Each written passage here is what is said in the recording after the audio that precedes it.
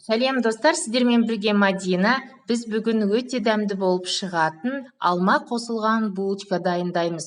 Ол үшін менің каналыма тіркелуді ұмытпаңыздар. Бізге қажет заттар: тұз, қант, жұмыртқа, сары май, ашытқы, сүт және ұн қажет. Алдымен ыдысымызға жылы сүтімізді құямыз. Ашытқы салып, қанттың біраз бөлігін саламыз. Жақсылап араластырып,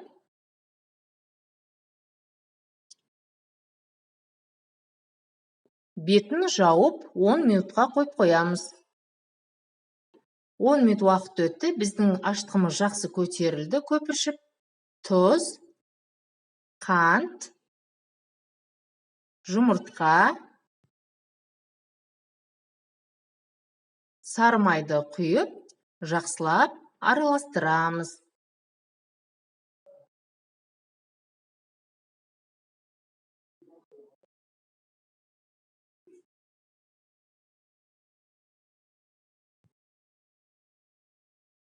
Ұнымызды електен өткізіп саламыз. Електен өткізген маңызды. Ұнның арасына ауа кіріп, біздің қамырымыз жақсы көтеріледі. Әркімде ұн әр қалай. Мен астына грамын жазып қоямын.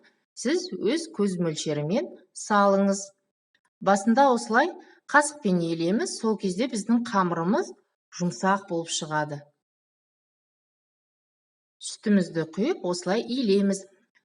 Сүт менде 2,5% дүкеннің сүті. Егер сізде сүтіңіз қою болса, үстіне біраз қайнаған ыстық су құюды ұмытпаңыз. Енді осылай қолымызбен жақсылап қамыр қылып иілейміз.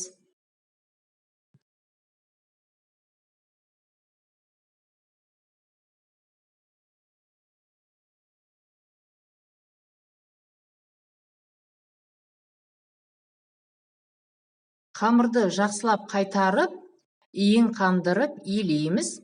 Мінекей бізде қамырымыз пайда болды. Жұп-жұмсақ, өте жақсы болып иіленіп шықты. Бетін жауып, жылы жерге қойып қоямыз. Бізге осындай 3 дана алма қажет орташа. Сыртын ашимыз.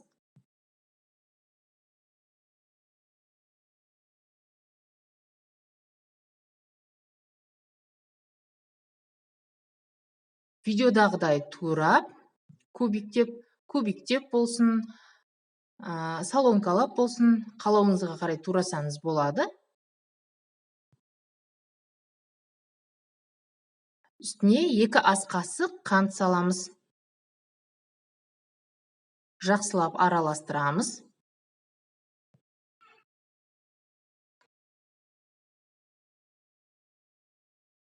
Ыдысымызға біраз сары май салып,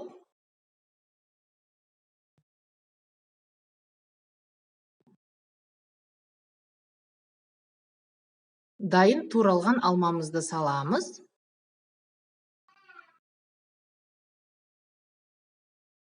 Бетін жауып, біраз бұқтырамыз. Астын орташа отта ұстаңыздар.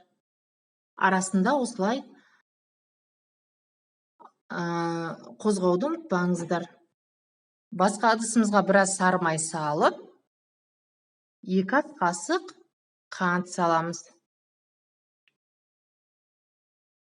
3 ас қасық ұн саламыз.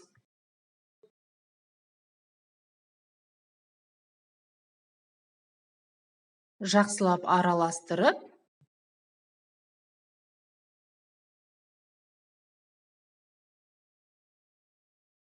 бізде осындай масса пайда болу керек. Бұл біздің булочкалардың бетіне жаққанға қажет. Бізде жарты сағат уақыт өтті, қамырымыз жақсы көтерілді.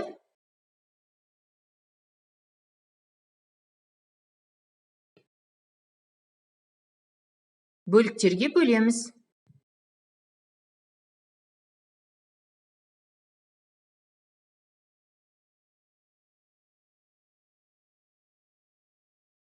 Осылай домалақтаймыз. Бетін жабуды ұмытпаңыздар. Листтің үстіне пергамент қағазын төсеп, енді листке орналастырамыз.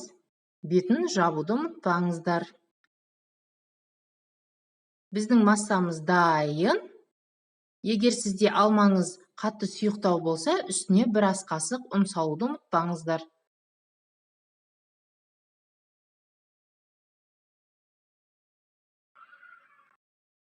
Неке массамыз дайын біздің. Жұмыртқаның сарыуызының үстіне бір ас қасық сүт құйып, жақсылап араластырамыз. Булочкаларымыздың ортасын осылай шұңқыр жасаймыз. Салмасын саламыз. Өз қалауларыңызға қарай әртүрлі салма салсаңыздар болады.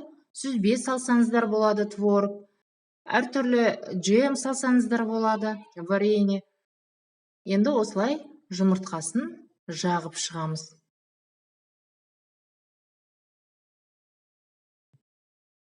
Алдын ала дайындалған осындай ұнтағымызды сеуіп шығамыз.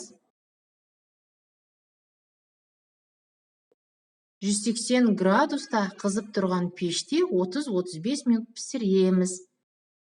Қараңыздаршы, біздің булочкаларымыз дайын.